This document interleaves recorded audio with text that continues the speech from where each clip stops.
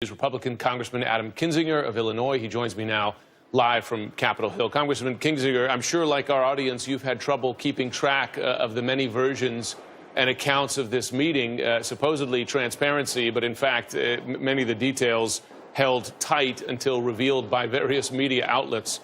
What does that say to you about this, really this lack of clarity coming from the president's son on this meeting?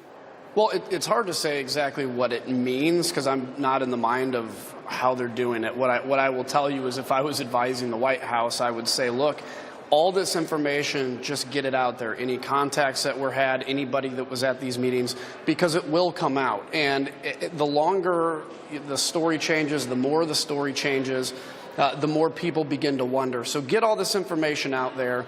I would advise the White House to talk about some of the anti-Russian things you're doing. Syria, let's get the sanctions bill done, etc. But I would say all this information, put it out there on the table because it's coming, and so let's just get it done.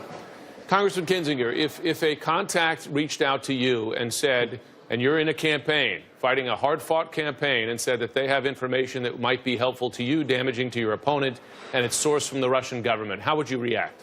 I would save the email or write the phone call down. I would notify the FBI of the contact that just happened, and then they would determine if they want me to take the meeting for counter-espionage reasons or if I should not take the meeting. But that is standard practice. Even if it was our great friends in Canada and they said we have information on behalf of the government of Canada, I would contact the FBI. This is, I think, the thing people need to remember. We do intelligence very differently than the Russians do. They don't have FSB, former KGB agents walking around with a KGB uniform.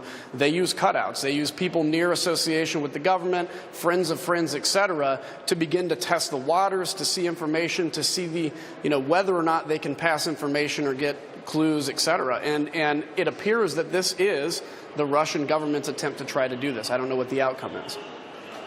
Was it unethical, un-American, if not illegal, to not inform the FBI of that meeting and the intention of the meeting? I don't know the laws of it. I've seen a lot of law experts that say, technically there's nothing illegal about it. I don't know. I don't know espionage law that well. I know it's improper.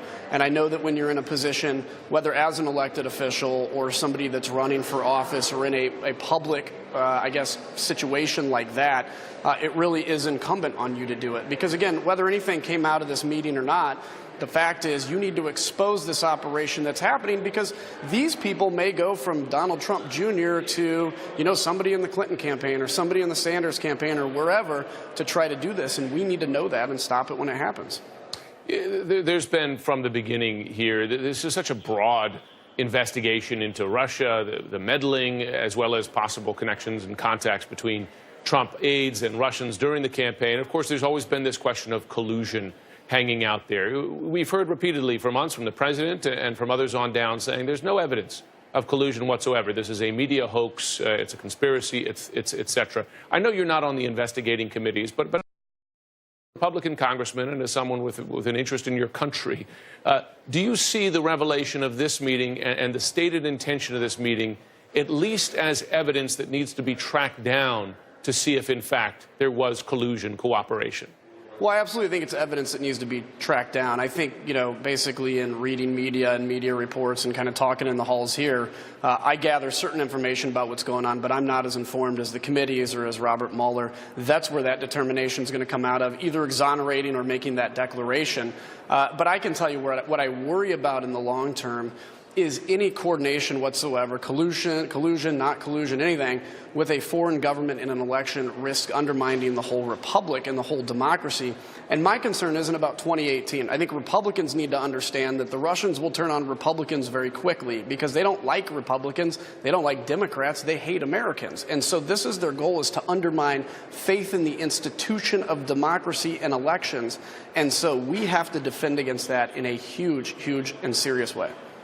You're one of the few Republicans who, in public, will criticize, for instance, taking this meeting, but also just the larger issue of the administration's lack of attention to the threat from Russia and lack of attention, it seems, to the importance of Russia meddling in the election.